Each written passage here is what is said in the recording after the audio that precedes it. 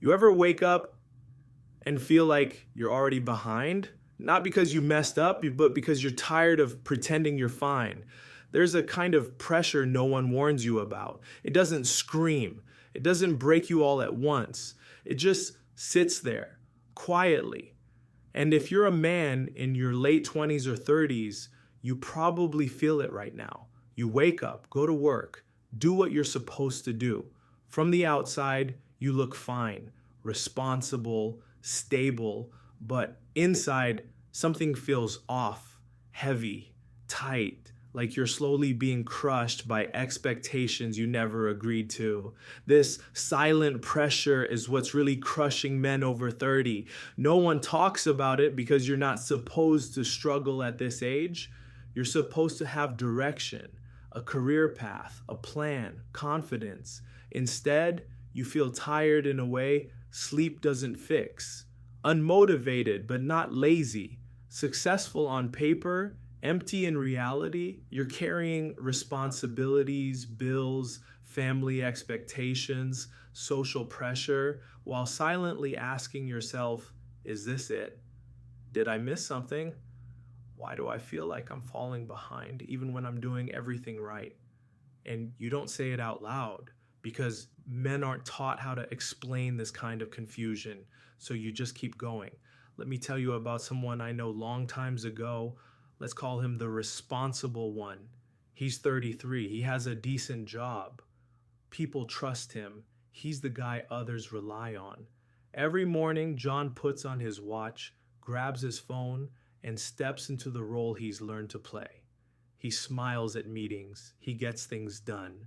He tells people he's busy instead of tired of pretending. At night, when things finally get quiet, that's when it hits. He scrolls, he zones out, he stares at the ceiling, not because he hates his life, but because he doesn't recognize it anymore. Somewhere between responsibility and routine, John lost touch with himself.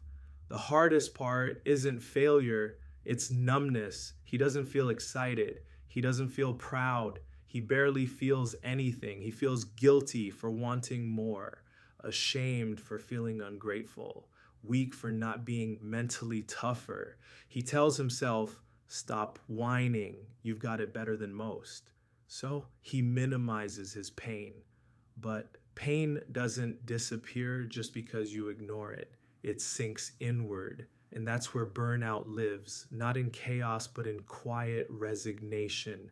Nothing dramatic happens, no breakdown, no life-altering event, just one small moment. He catches himself thinking, I shouldn't feel like this.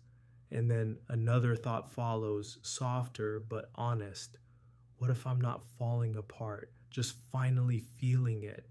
That question doesn't fix everything, but it opens a door. For the first time, he stops asking what's wrong with him and starts asking what he's been carrying alone. The change is slow, almost invisible. He walks at night, no earbuds, no distractions, just his breath and the sound of his shoes, just movement and quiet. He writes things down, not goals, not plans, just thoughts he never allowed himself to finish. He learns to say no, not aggressively, just honestly. He stops filling every empty moment with noise. Some days still feel heavy, some weeks feel the same, but something shifts underneath it all. He's not forcing motivation anymore. He's rebuilding trust with himself, and that takes time. Here's the truth most men never hear. You're not lazy, you're not weak, you're not failing at life. You're exhausted from carrying expectations that were never questioned. You were taught to grind, not to feel, to fix, not to ask why. And the pressure you feel isn't proof that you're falling behind. It's a signal that something inside you wants to be heard. If this message hit close to home, you're not alone. Feel free to subscribe only if this helped. And if you're carrying more than you let on, drop just one word in the comments that describes how you really feel right now. Nobody's here to judge. Just notice. not to fix anything, just to remind yourself you're not invisible here, you're not broken, you're becoming one small shift at a time.